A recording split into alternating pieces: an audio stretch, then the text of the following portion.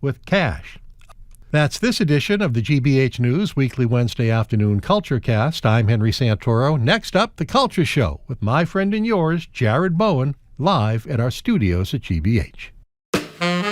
I'm Jared Bowen. Coming up on The Culture Show, as we approach America's 250th anniversary, we're revisiting the revolution through art.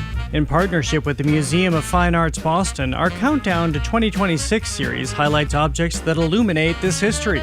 Today, a rare 18th century desk and bookcase crafted in Mexico, and the global story it tells about trade, empire, and independence.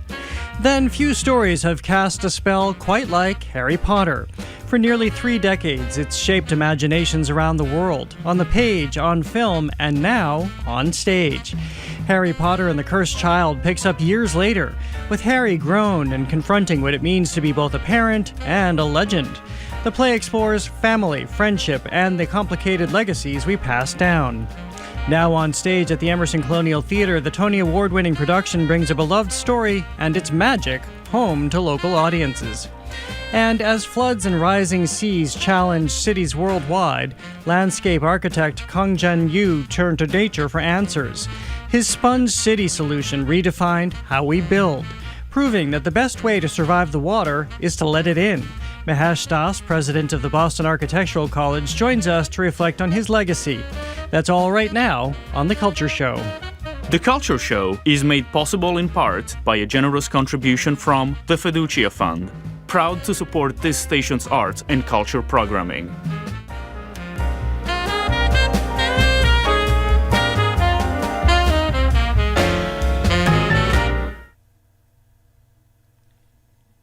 I'm Jared Bowen. This is The Culture Show, streaming on the GBH News YouTube channel. Sadly, because of technical difficulties, we are not live at the library today. But right now, it's time for another edition of Countdown to 2026, our recurring examination of the events leading up to the 250th anniversary of the Declaration of Independence.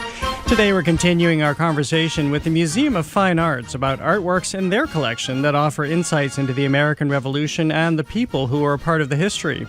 In focus this month, a rare mid-18th century desk and bookcase crafted in Mexico. It's a richly layered piece that reflects global trade, colonial power, and cultural connections.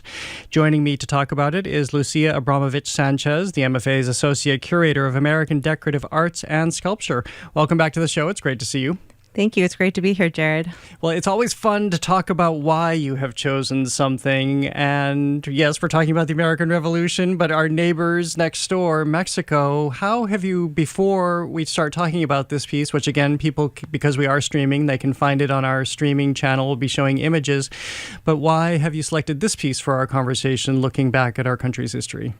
So that's such a great question. I think that when we were starting to have our conversations about the hemispheric approach to this important reinstallation, slotting in objects from Spanish America, which is like the way that we describe Latin America in the colonial period, was challenging because the revolutions, the independence movements that occurred in that part of the world happened in the 19th century. So rather than looking at the political parallels between Spanish America, in this case, colonial Mexico, and the British North American colonies, we wanted to think about exchange and globalism and how those themes are represented in works of art from both areas. So that was our approach, and this desk is really a great embodiment of that. Like many of the amazing Japan furniture that comes from Boston and other works that encompass that like global approach from the 18th century, this object has all of that as well. Well, describe this desk and bookcase for us, which is almost two different pieces. I guess we could start with the exterior. Sure. Yeah, that's a great way to approach this because there's so much going on outside and inside. So the exterior of the piece has this amazing marquetry. So it's two different kinds of wood, a light and a dark wood, interspersed with pieces of bone that have designs on them. It looks almost like scrimshaw. And they're geometric. So the influence is definitely Islamic. So, Islamic art was very important influence in Iberian art, Spanish art for hundreds of years prior to the 15th century with the expulsion of the Moors. And that influence came over into the Americas. The mudéjar style, the Moor style, was very popular in 16th century Spanish American architecture and into the 18th century when this piece was made. So that geometric design, the marquetry is an Islamic influence. And then on the side, you have something really interesting going on because there's another wood inlay, but it's in this like swoopy style with some berries looking like berries and leaves. And it's actually called the line and berry inlay technique, which is a Germanic technique. And along the sides, you might see a darker wood that lines the exterior sort of paneling of the desk. And that has a design that you can't really see in images. You have to come and see it up close at the MFA where it is on view. It has this manufactured design called ripple molding. So it's like these undulations. We see them in frames from 17th century Dutch painting. So it's another European influence. So we have North Africa and Europe influencing this exterior of the piece. Well, before we go to the interior, tell me about for whom this would be crafted, why a utilitarian object. Of course, we all have beautiful things today. Some we just buy ready-made, others are definitely artful pieces, but for whom would it be made and why in this manner?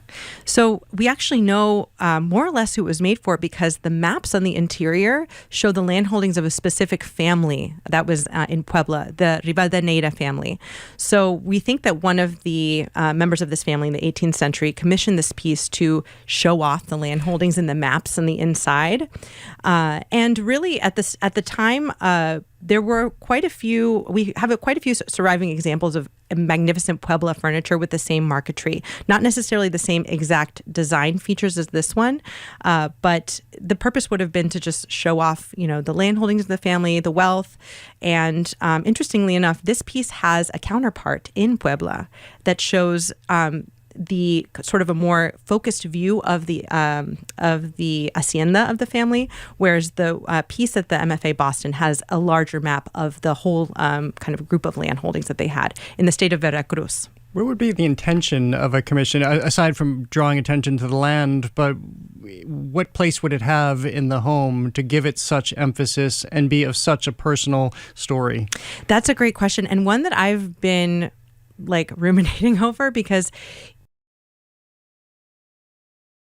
for the public to see, for visitors of your home to see the map, the amazing detail of the design and the exterior.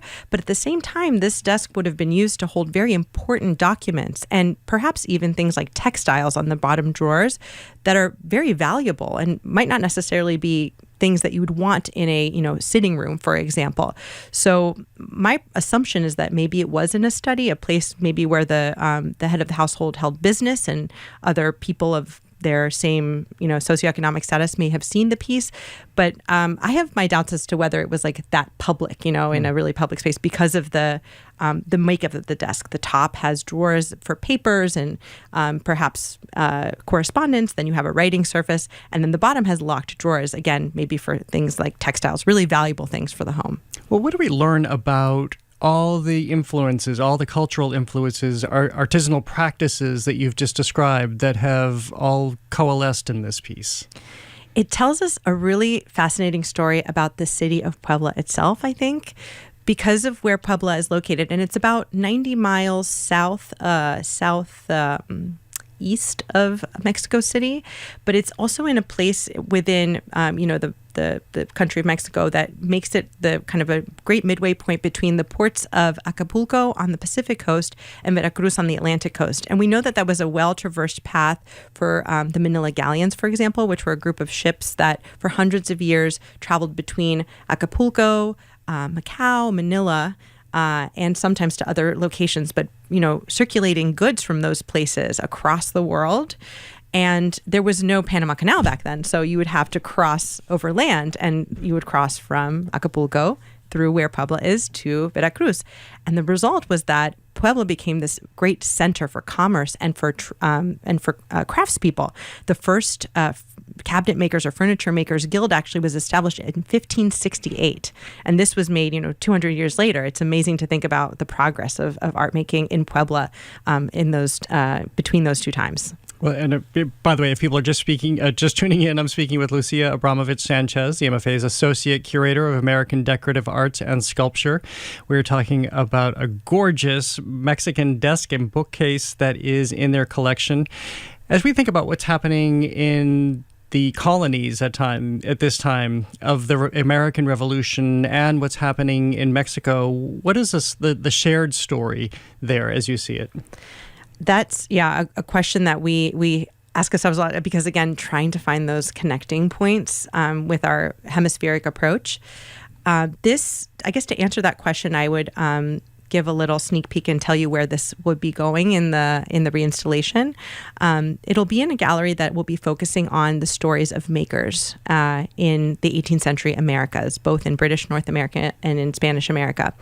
And the connecting point is that I think that there's still a lot to be told about the ways that workshops were configured in both places, where sometimes we have a singular maker, say Paul Revere, for example, attributed to a lot of really important objects, but often the story of the enterprise of Paul Revere's workshop isn't told because you just see the tombstone information, and you just assume that he himself made all of the teaspoons and all of the wonderful things that are attributed to him.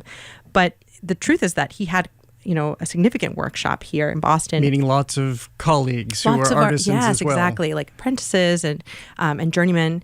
And the same goes for Puebla, but the interesting thing is that we don't have that name attributed to it. So we're hoping that by including this piece in that gallery about making, alongside objects of great importance that show workshop configurations in British North America, that visitors will think about how these workshops are similar, because this object, just based on the amount of skill needed for these particular styles, would certainly have had a lot of different people with specialized skills working in them, just like the workshops in British North America. Well, it's fascinating to me to think about evolution, too. So you have so many people coming to the Americas. They come with their aesthetic values and their traditions, their apprenticeships, so they know how to make. When does it begin to evolve? When does it begin to take on its own vernacular of people who then begin to be raised here, and this is their home as opposed to coming here? That's an amazing segue to talk about the maps, because the maps really answer that question, I think. So the maps don't look like what we would call quote unquote traditional maps from Europe. The way that so it's showing the land holdings, as I mentioned, but you have almost like a logographic language here where you have like tiny little houses representing haciendas, and it's like this flat plane with different registers, which could have been influenced by the way that Chinese screens have their registers to describe like different layers of a landscape. But also the figures and the place kind of icons are very similar to indigenous map-making techniques that persisted from indigenous Mesoamerican communities who had their own map-making traditions and chronicling traditions from before the invasion and conquest of Mexico, but that persisted into the 18th century because they used them for land claims. So we interpret this as being maybe an 18th century indigenous interpretation of a map of the Rivadeneira's holdings. And thinking about the desire of the family to use this visual language in this map is really interesting because it is a uniquely American, or, in this case, Novo-Hispanic Mexican way of interpreting a landscape. And as you're looking at the Art of the Americas at the Museum of Fine Arts, as we've mentioned throughout these segments, they will be unveiled next spring, I think, technically. In June, In June. That's still spring. Yes. I guess depending on when in June it's happening. Yeah. But you're working on that right now to look at art differently and to tell a different story. So these threads must be fascinating as you pull back and take a wider perspective at art of all of these periods and how they come together and grow. Totally. It's a veritable challenge that we made to ourselves back when the America's department was established. And this project has really made us think deeply about how we can incorporate objects outside of British North America. And we want to tell that story so as fully as possible, but also not forget about these other really important objects in our collection that can reveal interesting things, not necessarily about the revolution in and of itself. Perhaps we do have examples of that, but for the case of this desk, it's really about the ways that art was being made, or that people were making art at the time. Who was this family, by the way? I'm not sure I even asked that. Oh, so they were established. So the person who, the Rivadeneira family was established in the region for centuries beforehand. And we think that the descendants of a man called Gaspar de Rivadeneira, who's like mentioned in the map, commissioned it to assert their claim over the land. There may have been some litigation in play that motivated that map making to be integrated into the furniture itself, because oftentimes you don't have maps inside of this kind of furniture. Sometimes it's just a nice painted scene. Yeah. But it was just a very prominent family settled in Puebla that had land holdings in Veracruz, and that wasn't uncommon. Puebla was a seat of commerce. Lots of wealthy merchants were established there. It's a very beautiful, moderate climate. It wasn't as bustling as Mexico City. So yes, it's just one of these, established criollos, so of Spanish descent, landholded families in the region. Well, thank you for being here yet again, giving us insight into the collection that's being reassembled as we speak. Thank you so much for being here today. Thanks so much. Lucia Abramovich-Sanchez is the MFA's Associate Curator of American Decorative Arts and Sculpture. Again, thank you. And to keep on top of all of the MFA's exhibitions and programming, go to mfa.org. Coming up, what happens when the next generation inherits the world's most famous curse? Two actors playing the father-son duo in the special effects-filled play Harry Potter and the Cursed Child join us. That's next on The Culture Show. Stay with us. The Culture Show is made possible in part by a generous contribution from the Fiducia Fund, proud to support this station's arts and culture programming.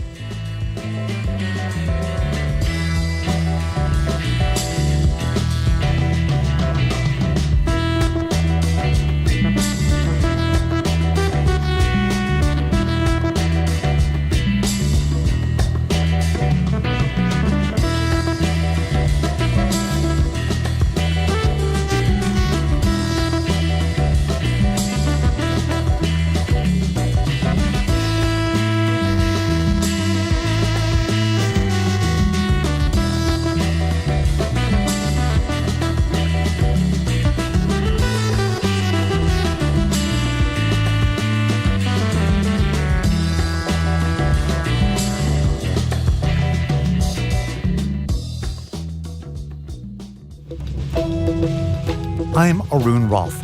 Coming up on GBH's All Things Considered, a new report paints a troubling picture on housing in Greater Boston.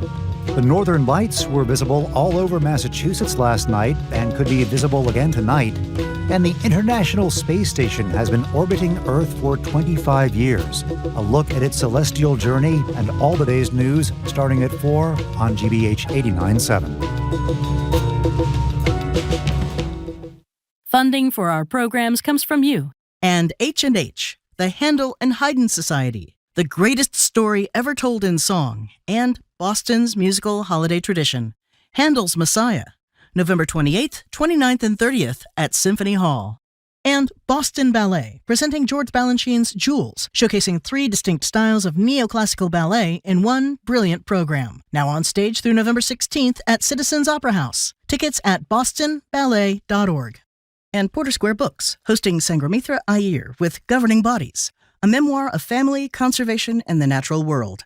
November 19th at 7 at PSB Boston Edition. Info at portersquarebooks.com. Less noise, more news. GBH News 89.7, gbhnews.org, and streaming on the GBH app. Trusted local news. The Culture Show is made possible in part by a generous contribution from the Fiducia Fund, proud to support this station's arts and culture programming.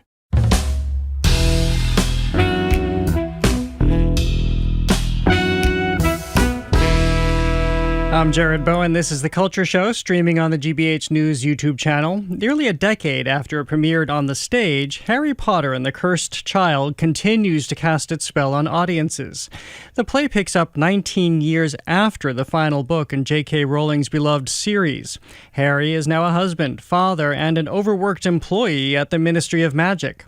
But it's his son Albus who finds himself struggling under the weight of a family legacy and a world still haunted by the past.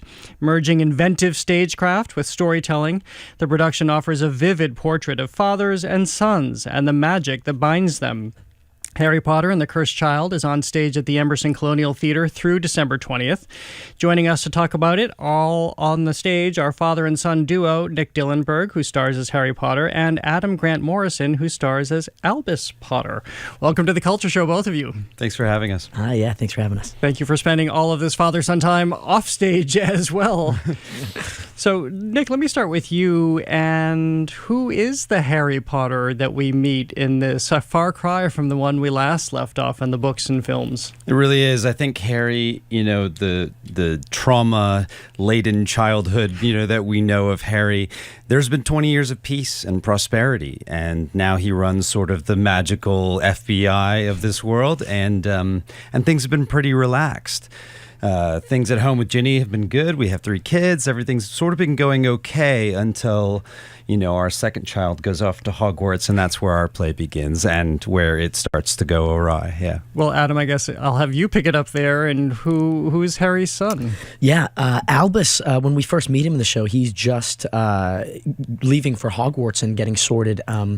And he actually, very right off the bat, sorted into Slytherin. And so very, very much right from the beginning, he is kind of the black sheep of the family, and so we get to see him kind of grappling with his identity throughout all this and how he feels in relation to his father and his father's legacy and the way that people view him, especially through, knowing him as his father's son, and kind of just, figuring out how to navigate the world like that and how he feels about his father in that kind of way. So it's very interesting, their relationship and the character and stuff. Yeah. And how did you two come together? Well, I'll just open up the conversation. I'll stop asking you each individual question, so just weigh in. But how did you two come together and find this relationship?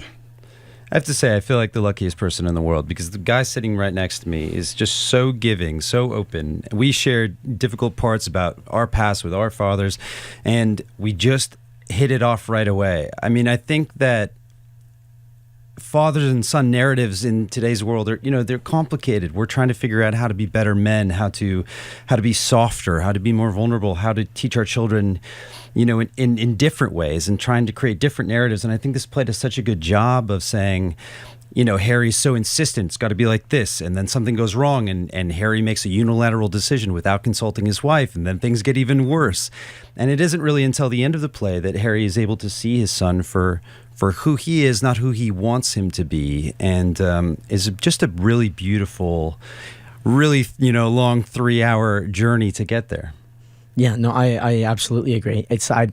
Likewise, I feel so incredibly lucky because genuinely, there has not been a single second of this, the rehearsal process or the performance that I have felt like anything other than just so completely safe and held and comfortable and just, it's been a really special and lovely thing to get to do this with Nick and to get to figure out this relationship as well as getting to know each other. And it's been just the loveliest thing in the world. Yeah. Well, one of the things I'm so struck by, in addition to what you just talked about, what we all can relate to in our own father and son's relationships, then there's Harry Potter, who bears an even bigger weight, an even bigger legacy. And you see that in celebrity, you see that in political figures, and that changes the dynamic, which makes it even more complicated for the son. It makes it complicated for the father, who has to continue on in life knowing how he's looked at. How have you looked at that? Yeah, completely right. I mean, my son being sorted into Slytherin is in some ways kind of a, not necessarily a stain on me, but it does reflect upon me. The first child that we see also in Platform 9 3/4 at the beginning of the play is named after my father, James. Our daughter is named after my mother, Lily, and here's this this son who's named after Albus Dumbledore and Severus Snape. So not only does he have the expectations of being the most famous wizard's son, but now he has these other names to live up to.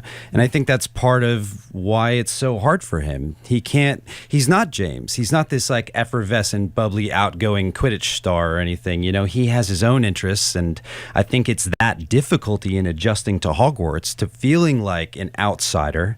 And eventually the connection with Draco's son that my son develops throughout the course of the play. But it's that sense of being an outsider, of being a black sheep, of not knowing where you fit. And look, being 11 years old, 12, 13, 14, which is the ages he is in this play, that's an impossible time to be alive, Draco says it at one point in the play. He says, we all forget growing up how hard it was. And I think that's something I'm constantly remembering as we do this. And so, Adam, you have to do that remembering. You have to call on that. Very much, yeah, very much. It's the whole show is so. We meet Albus in such a hard time in his life. It's so much fun for me to get to do, because we meet him. He's 11, 12 years old. He's just getting sorted, and by the end of the show, he's 15 years old. So I get to play that every night. I get to play the spectrum of a very like a young person just coming into their own, and a person who's kind of had to have these realizations, and who not only is grown up so much in this 3-hour period with the audience, but just within the story has grown up so much in such a short amount of time. Throughout this story, learning to understand his father and the way that he interacts with the world, and the way that he needs to learn to give himself grace and to give the people around him grace, and to understand that things are bigger than you, and that you not only can't do everything alone, you shouldn't. It's no way to live, understanding that by opening himself up to the people in his life, the people that he cares for, and the people that more importantly care for him, that's how he saves himself. That's how you save everybody, That's a pretty big narrative arc for 3 hours every night. Yeah. I mean, it's kind of wild, right? Because we're talking about this like it's some gritty drama. It's all kind of the basic building blocks that all actors want to go through all the time. And yet at the same time, there's so much magic, so much spectacle, big group numbers, all of the people that you remember.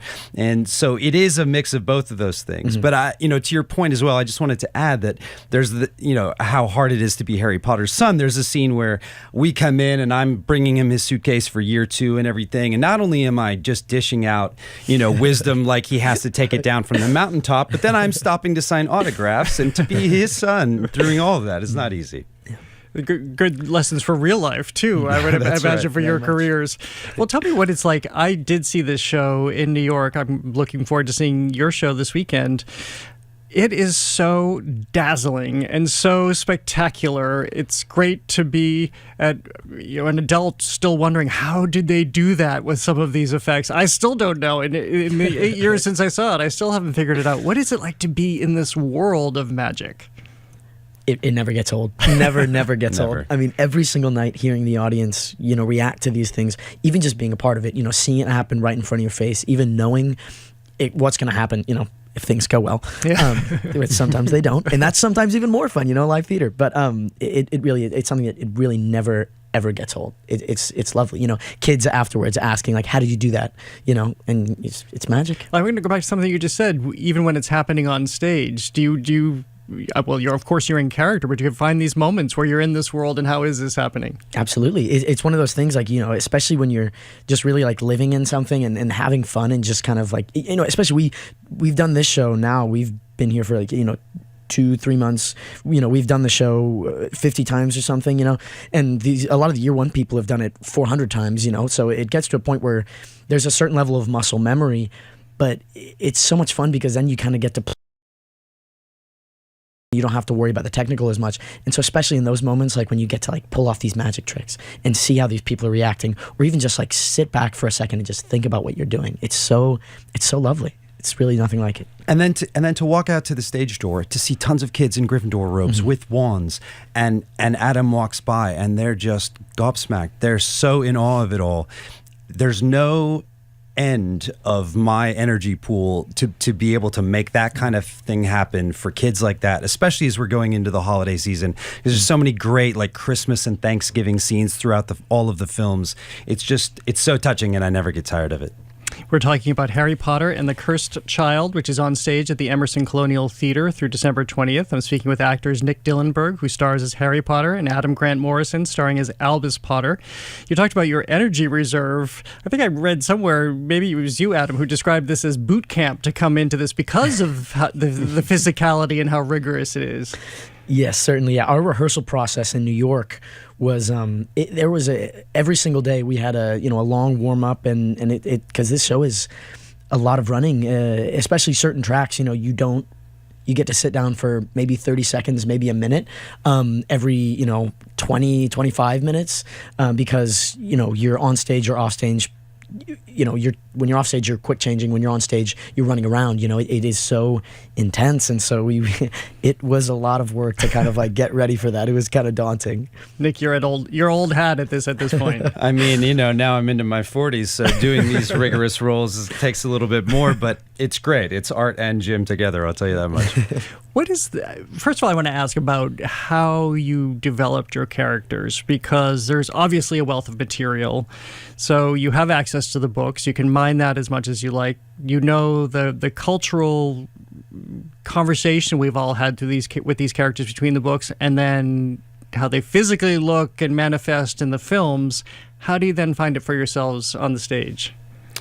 Yeah, it's a great question. I mean, first of all, I want to give credit to all of the technical artists working in costumes, in hair and makeup and special effects. They do a lot of the work for us, and so by the time that I get there, I want to pay homage to Daniel Radcliffe, who I think is a phenomenal actor. He is phenomenal. I just saw him in Merrily We Roll Along. Wow, the Tony-winning performance. I know, and for anybody who's only seen him play Harry Potter, go search out everything else, because he's a phenomenal stage actor, and he really has pushed himself in so many different ways. There's a lot of respect there. So, but yeah, Daniel created it, and now I'm in a long lineage of Harry's going back 10 years and just taking over for a phenomenal actor named John Skelly. And so I really just am trying to, start with the basic building blocks of what's on the page and to deliver a three-dimensional, heartfelt performance. I think that Harry has, incredible heart and some really great qualities, and he also has some ego, and he's impatient, and he doesn't quite know what to do when he doesn't have a problem to solve. So I think if you can, and also, by the way, the play by Jack Thorne with these two scenes with that J.K. Rowling added, give you such a great template to start off with. So most of the work I feel like has been done for me. And as long as I'm listening to him and Adam in these scenes as well, I think we're on the right track. But you can't try and get too intimidated by it. I think if I stop to think about what it's like to take on the most famous wizard in history, I'd probably never step on stage. Speaking of taking on, at what point does the lightning bolt come on? Yes, we have a team who, through the glasses and the watch and the three-piece suit, and the lightning bolt comes on, and we make the hair, just the right amount of unruly, messy kind of thing, and they make reference. They say, to Albus, they say, "Oh, he's got hair just like Harry's," and so all those things are very important as well. We've got to get the look right. Mm-hmm. How did you get the accents? Adam, I'll start with you on this one. We just heard a little bit of Nick's. We have an incredible dialect coach, Lisa Ann Porter, who works with us. She has done some incredible work, very, very necessary work. Thank you, Lisa. Shout out to her. She's amazing.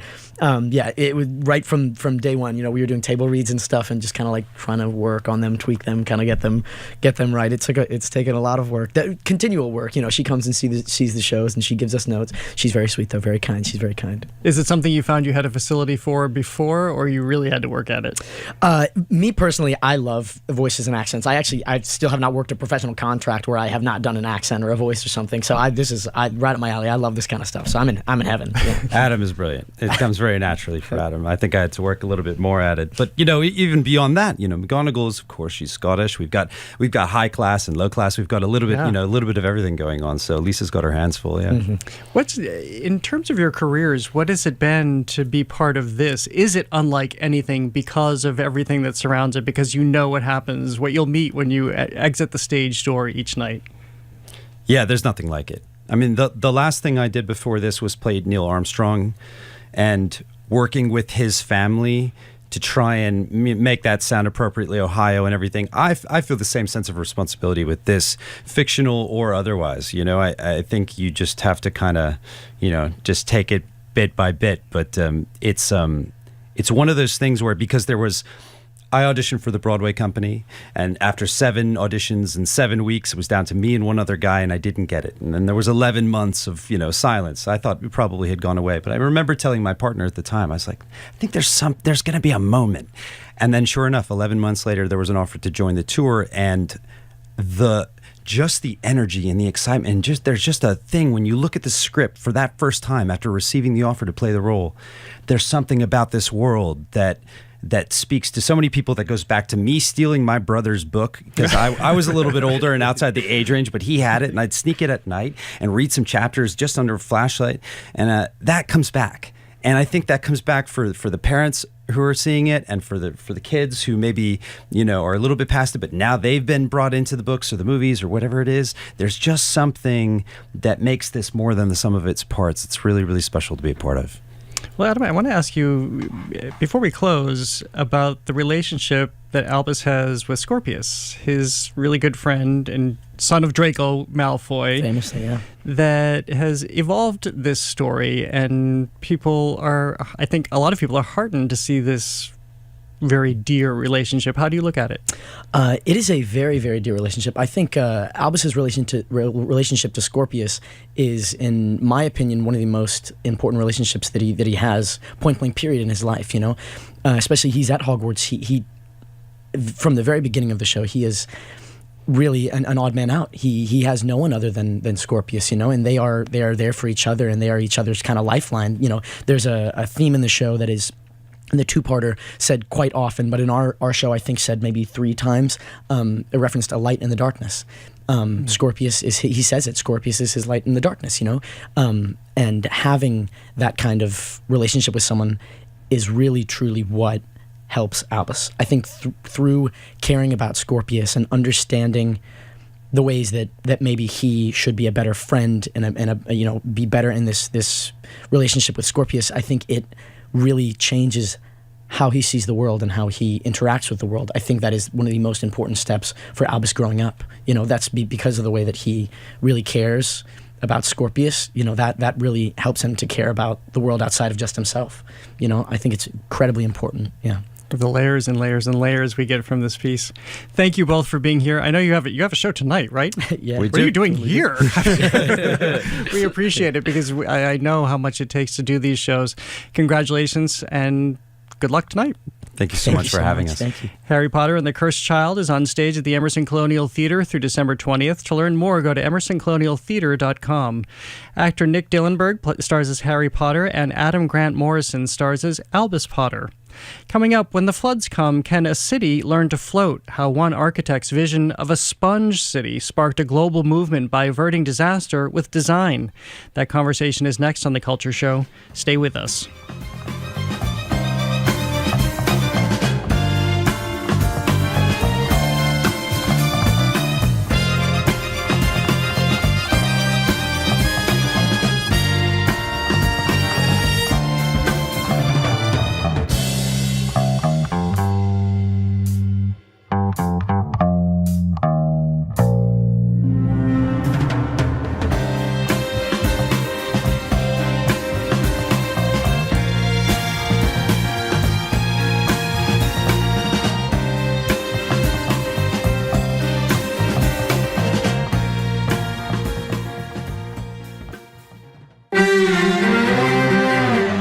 The environmental challenges heading into this year's climate summit are immense.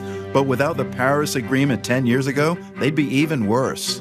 Countries realized that addressing climate change is in their enlightened self-interest. That was 10 years ago. Where does that promise stand now? Next time on The World. This afternoon at 3, here on GBH News 89.7. Our programs are made possible thanks to you. And the Museum of Science, with their Fun for All Ages seasonal exhibit All Aboard, Trains at Science Park, returns November 22nd, featuring trains, interactives, and magic. More at mos.org/engine. And Concord Park, a Volunteers of America senior community in Concord, Mass., offering seniors the privacy and independence of their own apartment home, as well as care and support to help meet their needs now and as they age. ConcordPark.org. And PNC Bank, brilliantly boring since 1865. Proud to support GBH and the Boston Speakers Series. More at pnc.com.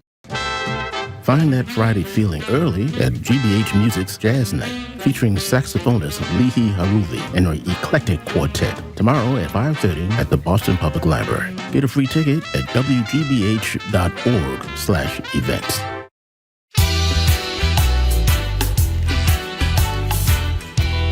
I'm Jared Bowen. This is The Culture Show, live from our GBH studio here in Brighton and streaming on the GBH News YouTube channel. It's time for our recurring feature, AI Actual Intelligence, where we tap into the most interesting thinkers in our region. Their insights and observations are totally original and algorithm-free. Joining us as he does every month is Mahesh Das, president of Boston Architectural College. His latest book is I, Nobot, a graphic novella exploring relationships among artificial intelligence, robotics, and cities. This month, we're focusing on late landscape architect Kong Jian-yu. As climate change brings heavier rains and rising tides, Yu's concept of a sponge city has reshaped how cities can build more strategically. Until his recent untimely death, he showed how parks, wetlands, and waterways can protect people while making cities more livable. A retrospective of his work is now on view at the BAC's McCormick Gallery through January 16th. Those exhibitions are always free. Mahesh Das, welcome back. It's great to have you here. Thank you for having me. Well, if you could, it was so sad, his death by plane crash in September. What had he carved out that was such a singular legacy, especially as we see epic flooding around the globe? Yeah, Jared, Kong Jian-yu is a Chinese landscape architect, and he actually has a strong connection to Boston. He studied at Howard University. He got his doctorate in landscape architecture. And then he went back and he founded the first landscape architecture firm in China. And then he also built this city movement of Sponge City in China and then now around the world. So I would say he's a force of nature. He was a force of nature. And it's a tragic loss. When in September, the news of his loss hit, our exhibition was already underway. And he was going to come and speak here and have a dialogue and engage the city and the community because his ideas are so relevant to Boston as it is to any city and any place around the world. So we can talk about, first, what is Sponge City concept and why is it so important? And then what has it done that has left already a long legacy? Well, I think talking about the Sponge City concept is a great place to start. Also for its practicality, that water is its own strength. And no matter what we as humans have tried to do over the years, it can't necessarily be controlled. Yeah, I think there are two elements to climate change. I would say if we can frame it that way, one is, the notion of decarbonization and making sure that the global warming aspect of it is contained. Then the water poses its own problem. They're interconnected systems. And what he has done is to show how do you live with water, not against water, not treating it as enemy, but rather embracing it and to integrate it from various scales. So what he's talked about is really learning from the ancient wisdom, particularly Chinese wisdom, of how water was handled in the landscapes, particularly the landscapes he grew up in.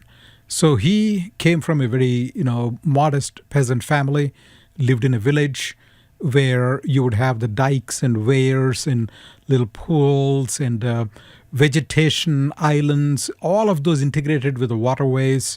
Fish and frogs and biodiversity was abundant. And then came DDT, and there was an entire mass death of the fishes and frogs. Everything died in that village. So that shocked him. And I think that is one image he keeps very much alive in his mind to drive what he needs to do. So what he's talked about is you don't need concrete infrastructure, hard infrastructure in the cities, huge flood walls to be built, and trying to contain water and make it flow away. But rather, you build softscapes that consist of little earthenware, earth, islands, vegetation that is native to the landscape, and terracing where the water is slowed down, water is retained, and then water is welcomed through its ebbs and flows. So basically he softens the entire interface between the land and water, and then that gives the ability to absorb. And that is where the notion of sponge, and I got here this little sponge to show the flexibility, the porosity of the sponge is what earth and vegetation and the ecosystems are made up of. So this is a great concept, but if I think of Boston, for example, we have an entire cityscape, entire neighborhoods that have been built right up against the water. To do what he has talked about and what he has done, you would have to, I assume, remove parts of the city to let that water in, go where it wants to go in order to build around it. So where has he been able to do this? Now he built, in China alone, 200 cities. You can see his projects. And in Boston itself, he designed the Chinatown Park. And and he, in South America, in all over Asia, obviously, his work is extensive. He was on a mission to take this message and take his projects. And now those are all good examples to follow. So I'll just interrupt you because we're showing the Chinatown Park, which people can experience on the Greenway. How is that? And it's a relatively small park, given the nature, the scale of some of the cities that he's helped build and design. How is this representative? That one park in Chinatown on the Greenway, how is it representative of his work? I think his firm is called Turenscape, and it is important to know why. Turen is basically dirt or earth and human. Turenscape. It's different from the notion of landscape. Landscape does not actually incorporate the word human in there. So Turenscape is how do people live with the land and the water and the world. And in the Chinatown Park in particular, you'll see all these on display in a very miniature scale. It's a very modest project, but a very powerful project. So what he does is he has all the elements there, water and earth and rocks and vegetation, but also, he used the notion of red. Obviously the color red is very auspicious in the Chinese culture, and he always wears red shirt. As you are and today. As I am today, as a homage to pay respect to him and to invoke his spirit. And so is it in Chinatown Park. So there you'll have a huge red, there is some element of red in his projects to represent that human element, and that incorporates how people can be part of that landscape and experience it. So what he does is not kind of a nature preserves where humans are not welcome, but rather humans are engaged in ways that are harmonious. So that is evident in Chinatown Park. He also talked about the slow water movement as part of this. What is the slow water movement? It's, of all the elements, water is a very interesting element because it wants to flow, and it can flow fast, it can flow slow. And what he talks about is you need to slow down water so that it does not have that kind of a destructive force in the momentum. There is energy in there. We're talking about physically. So you can slow it down using such things as terracing and weiring, which are low dams, where you can have biodiversity and all that. And you can retain little ponds of water, and you can have islands that are built that also slow it down. When you slow it down, the water has a gentler way of engaging the landscape. And that is what he talks about. Need to slow down, not speed up.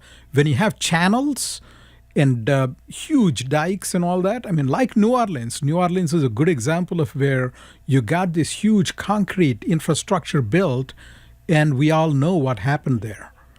And so, if anything, places like New Orleans, Boston, all of these can learn from how some of that infrastructure needs to be, it needs to give way to more natural landscape using these kinds of devices and use infrastructure, green infrastructure, as we might call them.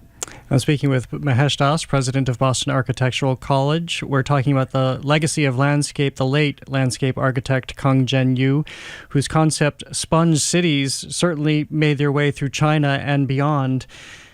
You were just talking about dams and other gray architecture, the other gray movement. What did he identify about the problem in building these walls and dams and levees? Yeah. So in building them, what we are doing is, first, we are eliminating biodiversity that exists in the wetlands, be it on the shorelines, on the coastlines, be it along the rivers, major water bodies, even in your own garden, for that matter. So the notion of porosity, natural porosity, is very important. That when you have water falling and you are able to absorb it into earth in little ways, locally, regionally, and globally, then water does not flow en masse to a river and then a flood, and then flash floods, as we are seeing now all around the world, including here, right, in North Carolina, to Texas, to in India, in Himalayas. It is a phenomenon now. I was also so struck to read, I mean, this is almost poetic, that water has memory. Yeah. It will go where it has always gone and where it has been. Yeah. And how is it possible, again, in landscapes that are, in cityscapes that are so built up, to begin to contend with that and, I guess, ultimately respect the water and its memory? Yeah, absolutely. I think it is respecting water and understanding the waterness of water. I think that is what we forget, that water is not something to be channeled and separated from us and away. And that is why the whole notion of flood walls and such comes into play, where they separate this. They create a very clear and very narrow separation between them, very drastic one too, where there is no life possible. And when we introduce life in all its forms, and vegetation and earth and all the, I mean, so there is a question of, in fact, in Boston alone, where we have all of these present. We got a river, we got, tributaries, we got the coastline, and we got actually the bays that have been filled. So we are a kind of a great example of where this is very relevant, right? So in these cases, what happens is when the edge is softer, it engages people. People's awareness, consciousness is also part of that landscape. I think that's the greatest contribution he has made. We talked a little bit of this at the beginning, but through his lifetime, and then we can speculate how this will continue after his death, how expansive did this become? How widely embraced did this become? Yeah, I think this is being embraced all over. He has given literally thousands of talks all over the world.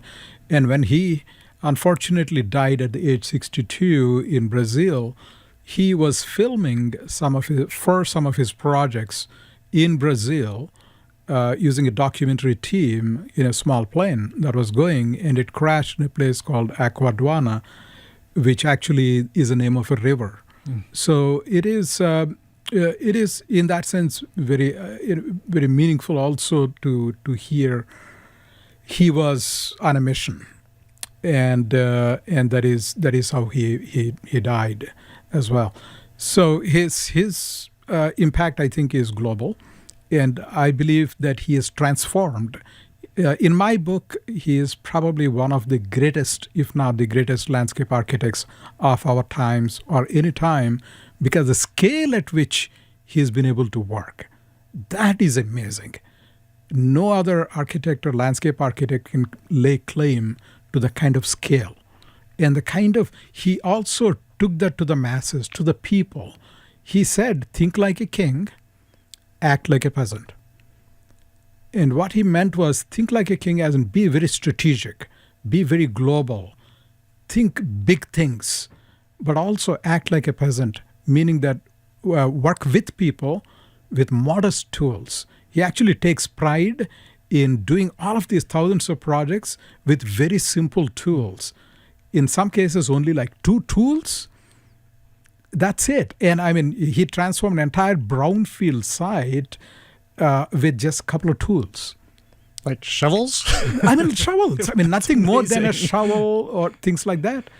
And with people, right? And he does this very quickly too. A lot of these projects are like 6 months to 1 year, and you have great impact after that.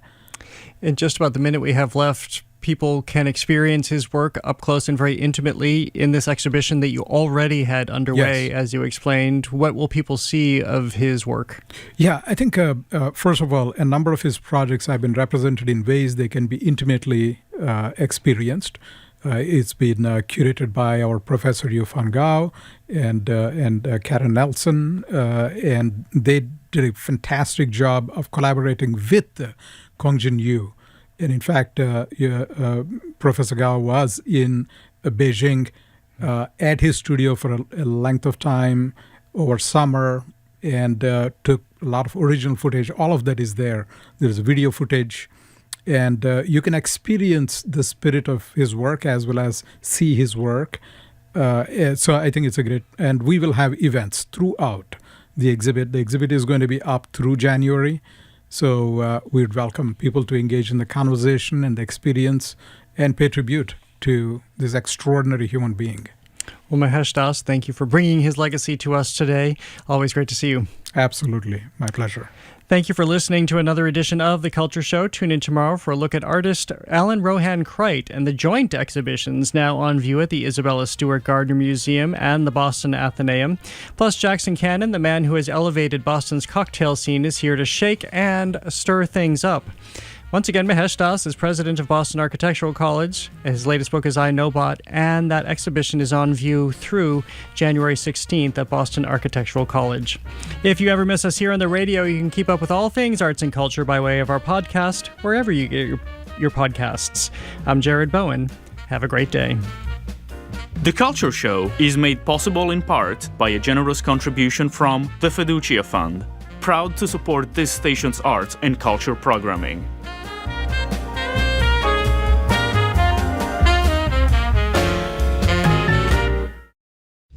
GBH's All Things Considered is coming up this afternoon at 4 with Marketplace at 6:30. But first, get a global view of the news with The World. Up next, here on GBH 89.7. Support for our programs comes from you. And Newport Mansions, presenting holidays at the Newport Mansions. The Breakers, Marble House, The Elms, and Chateau-sur-Mer welcome visitors with spectacular holiday displays. Information and tickets at newportmansions.org. Imagine a place where more than 280 people have defied Earth's gravity, risking their lives to do science 250 miles above us. Nova tells their remarkable stories on Operation Space Station tonight at 9 on GBH2. Members of the Champions Circle are committed to the ongoing effort to strengthen GBH, and they do that by setting a powerful example with a gift of $900 or more per year. This support, your support, works to keep the quality journalism you trust on the radio for everyone in our community. To learn more about the Champions Circle and find out how you can join this group of generous supporters, visit gbh.org/championscircle. You're listening to 89.7 WGBH HD1 Boston. Online at gbhnews.org.